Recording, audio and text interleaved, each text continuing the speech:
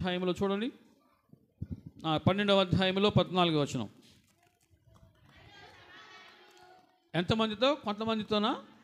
ఇష్టమైన వారితోనేనా? కాదు, అందరితో సమాధానముగా పరిశుద్ధతను కలిగి ఉండటకు ప్రయత్నించుడి. పరిశుద్ధత లేకుండా ఎవడునో ప్రభువును చూడడు. అందరితో సమాధానమును పరిశుద్ధతయు కలిగి ఉండటకు ప్రయత్నించండి. నీ మట్టుకు నీవు ప్రయత్నిస్తున్నావా? ఇది ప్రశ్న. ఈ పస్కా పండుగ యొక్క ముఖ్య ఉద్దేశం అంటే నీవు పసిబిడ్డగా మారాలి, అప్పుడే నీకు పరలోకమా. ప్రభు అంటున్నాడు, అందరితో సమాధానమును పరిశుద్ధతయు కలిగి ఉండటకు ప్రయత్నించండి. అపార్థాలు పొరపక్షాలు కలిగి ఉండడానికి కాదు, అపార్థాలు పెంచుకోవడం కోసం కాదు, మనుషుల మధ్య దూరం పెంచుకోవడం కోసం కాదు, బంధాలు తెంచుకోవడం కోసం కాదు మనం బ్రతికేది.